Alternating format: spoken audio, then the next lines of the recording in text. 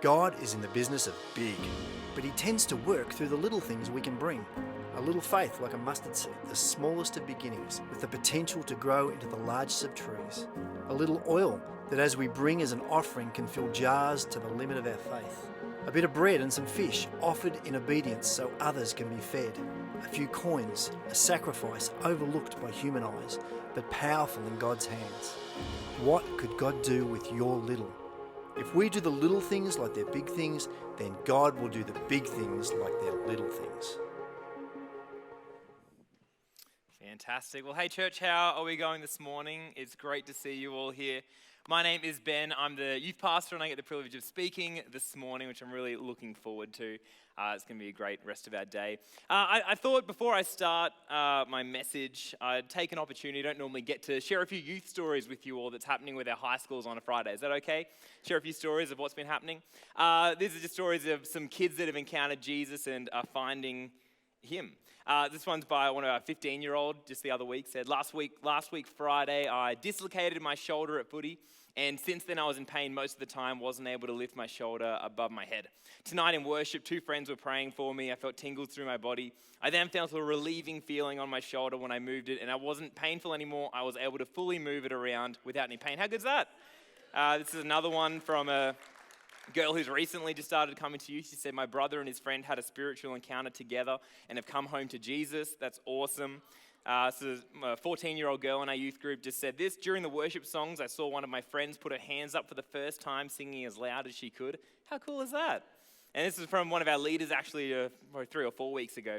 I saw this young girl at the front of the stage during worship and I felt led to go pray for her. After praying with her to lead her friends closer to Jesus, I asked her if she had given her life to God yet. She told me that she now has experienced God's love for herself and is really ready to commit her life to him, so I got to lead her in a prayer to commit her life to God. How cool is that? How cool that there's so many moments that you guys might not see with high schoolers and on Friday, that they're encountering God, they're experiencing him, and not only that, but they're so focused on their friends finding God as well, and their friends are praying for each other.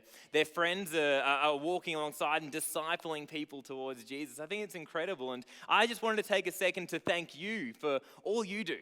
The giving, the prayers, even parents, the way you raise your kids up in a Christian household and believing in Jesus. It makes such a big difference. It really does. I see it week in and week out, the difference it is making in these high schoolers' lives. And you might not see it, and they might not see you, but the little that you are doing, even just in there, it makes such a big difference. So I just want to thank you, and hey, maybe I'll share a few more stories every now and then with you guys of what's going on.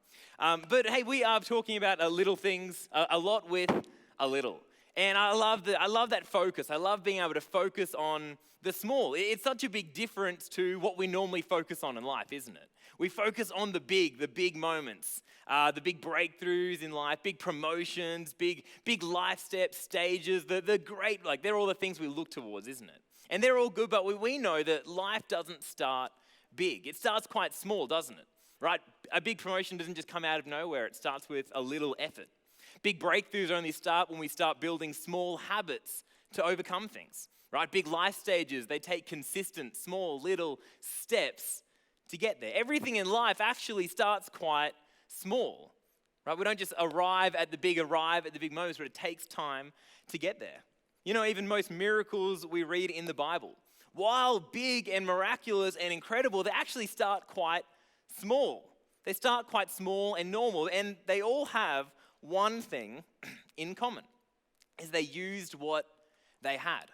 All these miracles we read in the Bible start with some person who started with something small and they used what they had. You know, in the video we just saw, actually, there's a few Bible parables and stories that were mentioned that have this exact same thing. I want to look at a few of them. There's one in 1 Kings 17. This is about the prophet Elijah who came across a widow who only had enough food to feed her son one last meal. It says, when Elijah came to the town gate, a widow there was gathering sticks. He called to her and asked, would you please bring me a little water in a jar so I may have a drink? As she was going to get it, he called and please bring me a piece of bread. As surely as the Lord your God lives, she replied, I don't have any bread, only a handful of flour in a jar and a little olive oil in a jug. I'm gathering a few sticks to take home and make a meal for myself and my son so that we may eat it and die. Now Elijah said to her, "Don't be afraid. Go home and do as you have said, but first make a small loaf of bread for me." That's nice. "And bring it, and then make some for yourself and your son. For this is what the Lord, the God of Israel, said: the jar of flour will not be used up, the jug of oil will not run dry until the day the Lord sends rain on the land." Now, they were currently in a long drought, so this is a pretty good deal. This isn't just forecast says next Tuesday, but it's going to last a long time. Yeah, this isn't Toowoomba. She went away and did as Elijah had told her, so there was food every day for Elijah and for the woman and her family. For the jar of oil was not used up, the jug of oil did not run dry, in keeping with the word of the Lord spoken by Elijah. See, a great big miracle. This is the last meal. We were about to die, and then God used my little flour, my little oil for something much greater that lasted a lot longer. Another one, Jesus feeds the 5,000. This is one we might be aware of, but Mark 6. Jesus saw the huge crowd as he stepped off from the boat, and he had compassion on the people because they were like sheep without a shepherd.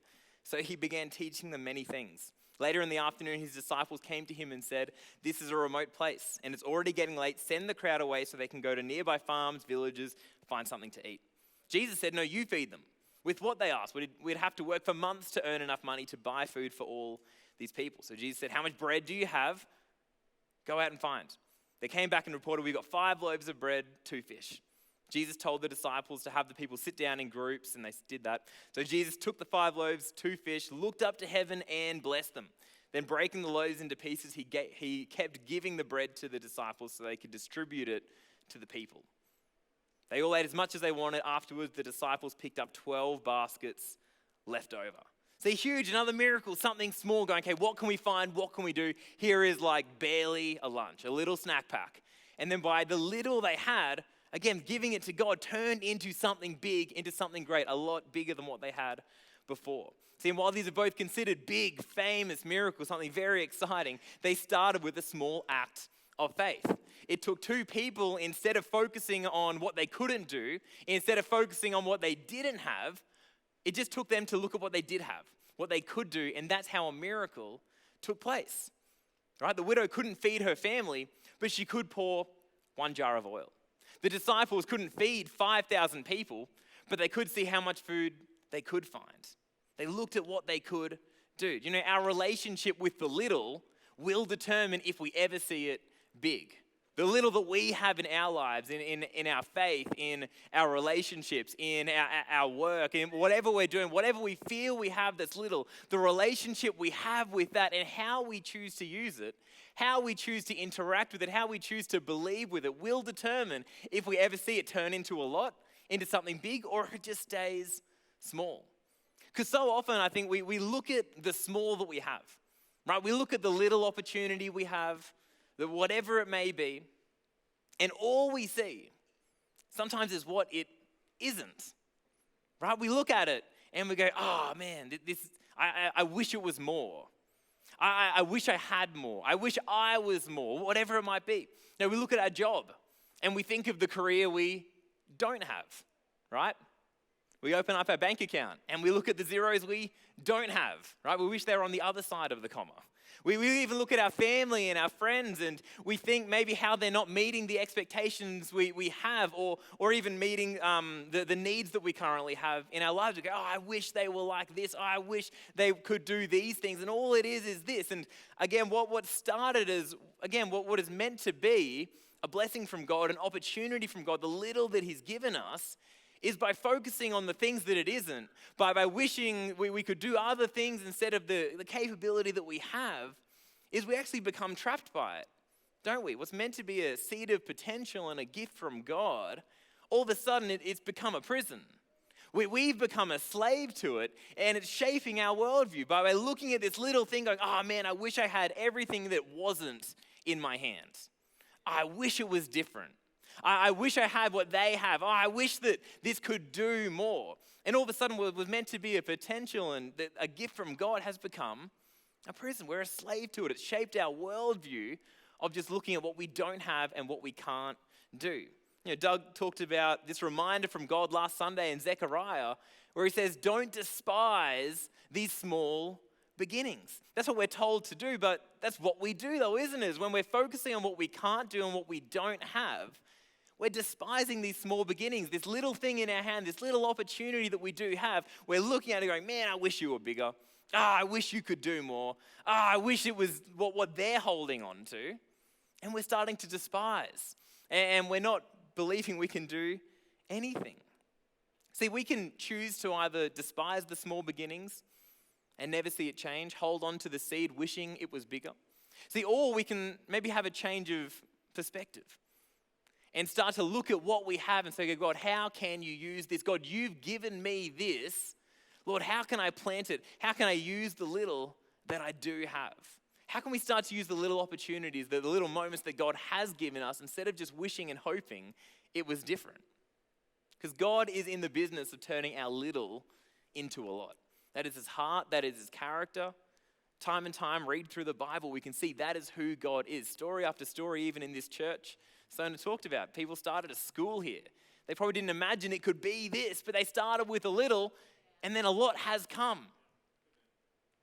But are we willing? That's the big point. It's in God's character, it's in God's heart, it's in his will, but is it in our will? Is it in your will to use your little to make a bigger difference, to do something more?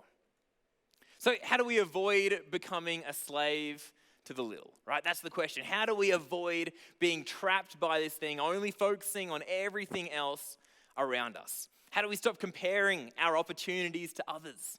How do we stop comparing our journey to the people around us? How do we stop comparing our losses to their wins, to their highlight reel, right? That's the big thing we all struggle with. We all go through with it. How do we do it? How do we stop focusing on what we can't do and we can't control? Because why we need to do this is where the despising, the bitterness sets in, isn't it? Is we focus on everything around us, and then all of a sudden what we have becomes smaller and smaller and smaller, right? We look at the things in our life, we look at our workplace where maybe God's put us, and we go, I can't decide my work hours, right? So generally I've got a desire to work less. Right, we're going, this is what I've got. Oh, I wish it wasn't that. Right, I can't decide my paycheck, so I desire to earn more, probably. Maybe it's less. It's probably more. I can't help my family. I wish I had more time for them. Again, we're looking what's outside of this. I wish I could grow at work. I could further my career. Oh, how do I do that? Again, it's outside of what we have. How do we do it? How do we break through that? Because God tells us, hey, don't despise these small beginnings. Even further, he says in Colossians, everything we do should be as if we are working for the Lord. So again, everything is pointing us towards that we need to break, and we need to have an adjustment. We need to change our thoughts. Going, don't despise it, don't avoid it, but no, use what you have. Everything is pointing us towards that, to changing our actions. Now, thankfully, this is not just a chin-up situation of going, well, just stop it, be grateful for what you have, amen, right? That's not very encouraging. It's not very helpful either, because we try that and then we it turns out life is harder than that. Turns out it's harder to completely change how I think and what I focus on and looking at all these things. Jesus is the example, right, in all areas of life, and thankfully he's taught on this. If we read through what Jesus has said in the Bible, we can actually see he's taught on almost this exact thing to people around him, with what to do with their little when they feel trapped. What to do with their little when they feel that they are a slave to life around them. When they're a slave to their small and they wish they had more, they wish they could do more. Jesus teaches on this exact same thing. It was actually found in one of Jesus' most famous moments, the Sermon on the Mount, where he's speaking to the Jewish community, a bunch of people they were in a different situation. They were under Roman occupation, right? They'd been invaded.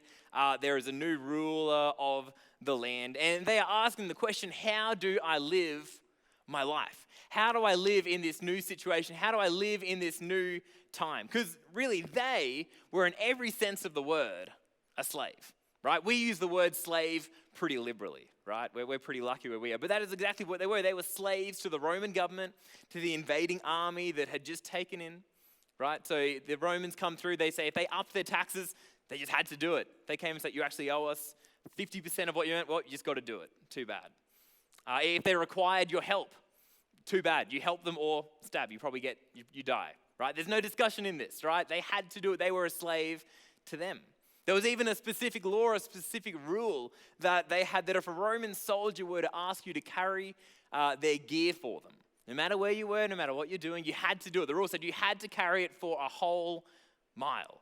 Man, how annoying. You've just pulled into the shops. You've just got home and boop, boop, sirens come on. Now, hey, come on, let's go for a walk. Carry all my stuff. Let's go this way, a whole mile. Quite annoying. What an annoying detour. But they had to do it. They were a slave to it. They could not do less than expected of them. They had to do exactly that. And I think that's a pretty good term of servitude and slavitude, right?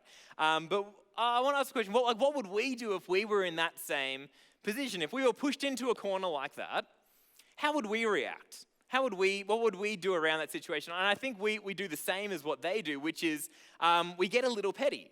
We do exactly as little as required of us, right? Now, it might not be this situation, but imagine what they would be doing is they're carrying the gear and they start to pace out, right? They know exactly how many steps a mile is. So they're going 691, 692, 999,000, drop their gear. I've done my legal requirement. Goodbye, I'm going back home, right? I did what I had to do, the bare minimum, I'm out. I've done it, okay? I can't get in trouble, I did it, right? And go, oh, that's wow, haha, quite petty of them counting their steps. I think we're the exact same, right? If we're asked to work overtime, 7 p.m., no one's sitting at their computer, 7:15, oh, I'm just gonna finish these emails and I might clean the bins out and then I'll head, no, it's 6:59, 7, boom, computer off, I walk out the door. Right? Even at home, I'm a bit like this, is if I've got a list of jobs to do, like some things I need to do around the house, it's do the washing, mow the lawn, do the dishes, all that stuff. If it's not on the list, it's not getting done because it wasn't asked, right? The bin can be overflowing and I'm like, but I wasn't, no. So I'd be like, what about this? Like, no, wasn't on the list. I didn't get asked to do it, right? I'm not looking around for more things to do. The minimum requirement is there and I will do that. And I think everyone is actually quite like that. And it's the attitude, isn't it? Of I'm not in control. This isn't something I wanted to do. I've been forced to do this. So I'm not going over and above. I will do as little as required of me. I don't feel in control, so I'm going to wait. Same with our faith, isn't it? Is there's so little I can do compared to what I'm focusing on around me. There's so little difference I can make. There's so little people I can reach. There's so little influence I have compared to what is around me and to what I see. And I don't feel in control because I wish I could do that. So I'm going to do as little as possible until the big comes. Right? You hear people say this, like, oh, I'm just waiting for my miracle. Oh, I'm just waiting for that. When that job promotion comes, then I'm going to start, making an influence in my workplace. Oh, when I start earning more. Man, then that 10% of giving is going to make a much bigger difference. So I'm just holding out for that. Oh, I just need another night off, then I'll start the small group. Then I'll do it, right? I wait for the life change, to happen, kids, family, whatever. Then I can do it. Jesus flips this whole attitude on his head when he was talking to these Jewish people in the Sermon on the Mount. Matthew 5, he says this, "You've heard the law say that the punishment must match the injury. Eye for an eye, tooth for a tooth.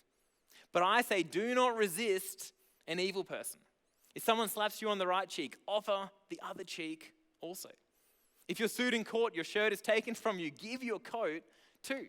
If a soldier demands that you carry his gear for a mile, carry it too. Give to those who ask, don't turn away from those who want to borrow." See, what Jesus is teaching here is that if you feel like a slave, if you feel hemmed in, you feel that you can't do anything, you need to take control back. We are meant to feel like slaves. Through the Old Testament, God was bringing his people out of being slaves to being his own people. So Jesus is saying, don't be a slave. See, if you're stuck focusing on all you can't do with the little, we're focusing on that, then we are missing out on what we can do with what we have. Jesus is saying, take control back, do what you can do, and watch me turn it into a miracle. See, with being a slave to something, to even our worldview that we see here, you might not be able to do less than asked of you. And this is the point Jesus is going to. You can always do more, right? You might not be able to work outside of, again, if you're asked to work 9 to 5, you can't just decide to work 8 to 3. right? When I go to the fuel station, I can't just decide it's $1.40 a litre.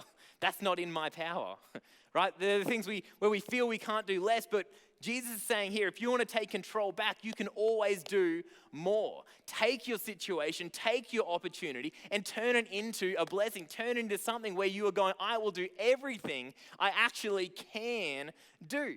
Because you can imagine as the person is carrying the gear for the Roman soldier. Probably the Roman person in his head is counting as well, going, sweet, they're going to drop the gear in 3, 2, 1. Oh, they're still walking. Oh, hey, you can leave now. It's been a mile. Oh, that's okay. I'm happy to help. We're just going over there? Okay, we'll keep going. All of a sudden, it's not you're forced to do this. You have to do this. You're stuck doing this. It's I choose to do this. I want to do this. I'm here to help. I see an opportunity, and I'm going to use this opportunity for good. I'm going to turn this around to be in my control now, right? I'm going to use what I was given, and if I was given a sucky situation to carry a heavy bag for a mile, I'll use it for good. I'll use it for how I can. Come on, it's not that I think we are a slave to how little we can do. I think where we get stuck is we are actually a slave to what we won't do. Where again, we're focusing on all these things and we forget that what we can do with the little in our hands. And even the parable of the talents, right? There's the one person who decided to bury the one he was given because he thought it was inconsequential, right? The others had 5, invested 5, 10 came back, invested 3, whatever. But the one, he had 1. Oh, I wish I could never get as much as that person. But the goal was never for him to receive a certain amount, but you can invest 1 and get 1 back. And that would have been seen as faithful, as Jesus says in the parable. Come on, when we do more than expected of us, when we do more with our little, that is when God turns it into a miracle. That's when we see heaven start to break loose. That is when we start to see the impossible happen because we're saying, God, I give this to you. God, I'm going to use what you have given me. See, where we see a bare minimum in life, again, like I'll get by. I'll do just enough. Where we see that, God sees the opportunity for a miracle. So again, going back to the stories we talked about at the very start of this. The bare minimum for the widow could have just been, I'm just going to make 1 meal and then we're done. Wouldn't be in the Bible then, would it? Just be a very sad story. Bare minimum for the disciples was just to send the crowd away to hopefully find some food before dark. Again, that wouldn't have been chapter whatever in the Bible. That wouldn't have been very interesting. Jesus preaches to a crowd and then sends everyone away. No, but that was the bare minimum of the situation. But instead of just doing that, again, they used what they had. Okay, well, the man of God told me if I make this one food that more will come. Okay, well, I've got to believe it. I'm going to do it. Okay, well, Jesus says gather up the food. So I don't care that I'm only bringing a little, lunchbox full of food. I'm going to bring it to him.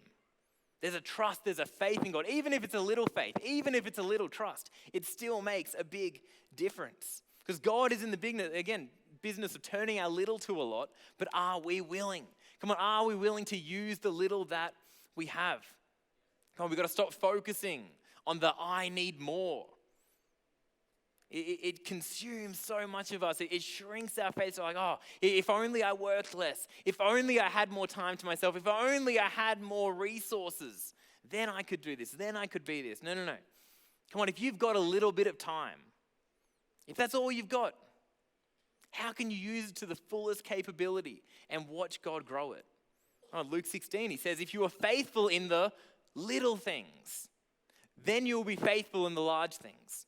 If you're dishonest in little things, you won't be honest with greater responsibility. But we are meant to be faithful with the little. That's the test from God. That's what he's asking of us, saying, be faithful in the little. Use what you have. Go on, instead of wishing and focusing on the hours that you can't give to prayer, the hours you can't give to growing closer to God, how are you using the minutes? Oh, there's a quote from Smith Wigglesworth. I love this, where he says, I don't often spend more than half an hour in prayer at one time, but I never go more than half an hour without praying. And I just love that. That's the exact answer right there is, I'm not like, I don't have all this time to do this. I don't have all this, but I do have this. So I'll use it. Instead of just sitting by going, oh man, I wish I had hours to pray. It's just, no, I'm just going to always pray. I'm always growing. Come on, you might not be able to change the words spoken against you. That might be out of your control. Well, what can you do? Well, you can choose to speak life over yourself. You can choose to bless those who harm you. Pray for those who persecute you. That's a choice you do have. That's something you can do. That's the little you can be in control of. You might be a slave to your sin. You feel that you can't beat these habits. You can't overcome these temptations. What you can do, you can always increase better godly habits. You can always read more of the Bible. You can always choose to listen to more worship music, surround yourself in that atmosphere. You can always choose to have more faith-filled friends and be in that small group and be more committed. And let them speak into you as well. These are things we can choose to do. Instead of focusing on what we can't, we go, no, God, what can I do with this little? God, how can you use it? Come on, don't even focus on the people you can't disciple. Oh, I wish I could reach them. I wish I had a better friendship over there. I wish I could be like those people. Man, that's the story of my life. I'm always looking at the fruit on other people's tree. Going, man, I wish I was like that. What little do I have? Come on, no more excuses. You know what? Oh, I don't have many people to disciple. Oh, I don't know who I could do. Well, I've got a neighbor. I've got someone who lives right next door. Well, I go to gym sometimes. Not as often as Doug, but sometimes. And there are opportunities. Instead of wishing I had all these other things, I can come back to that. What can I do? What has God given me? Because God, it's a gift from God. If God gave us something physical, we would go, oh my gosh, this is special, this is amazing. But all of a sudden we look at our opportunities and we go, well, it's not like theirs. Well, it's not as special as that. No, come on. Hold what God has given you. It is important, it is great. Come on, what extra mile can you take with your little? What extra mile could you take with the little you've been given? Because Jesus only needs a little to change the world.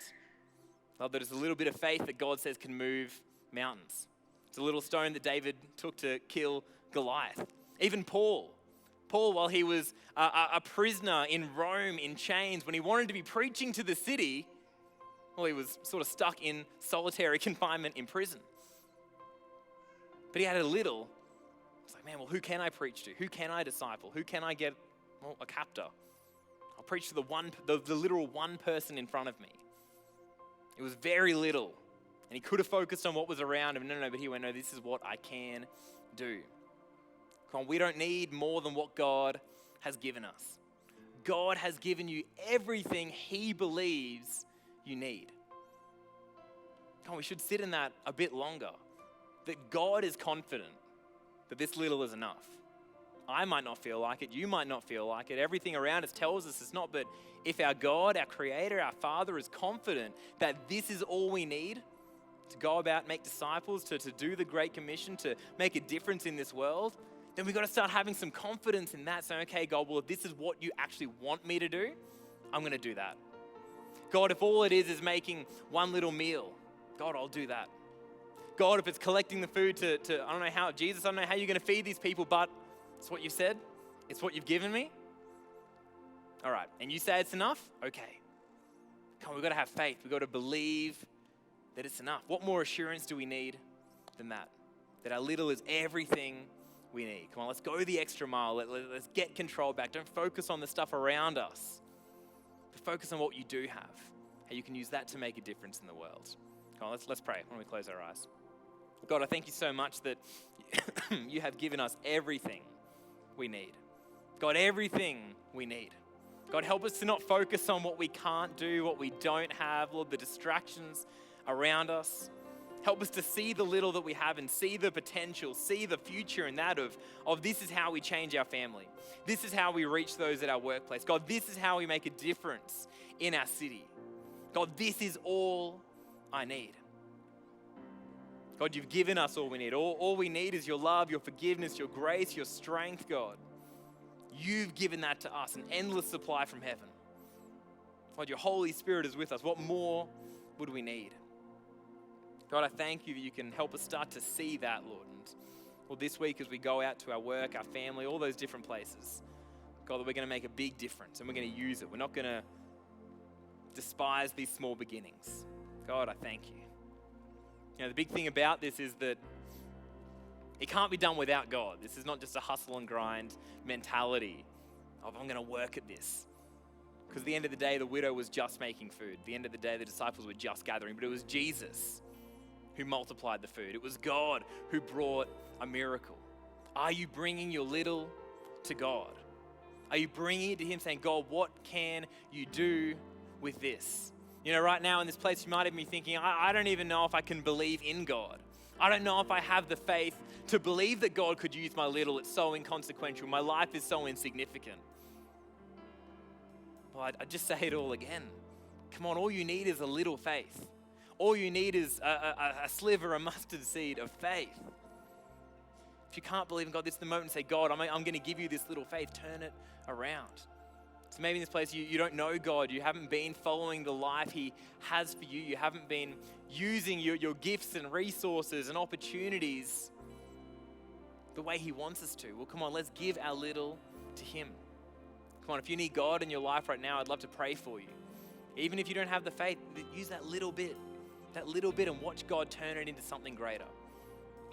Come on, if you'd like to say yes to Jesus, to following Him, to knowing Him, to seeing Him turn your little into a lot, I'd love to pray for you. Why don't you just give me a wave, put your hand up so I know who I'm praying for. Come on, there's people in this place who need Jesus. I'm going to lead you to Him. That's awesome. Come on, joining the four people on Friday who said yes to Jesus in the exact same situation like this. That's awesome. Come on, hey, why don't I pray for you all? Why don't we keep our eyes closed? God, I thank you so much that you died for us. You paid the price for our sins, God. And right now, as we're saying we're coming back to you, we're coming home to you, God, we give you our little. We give you the little that we have, God. And thank you as you turn it into something great, or that you designed our life to be. In your name, amen.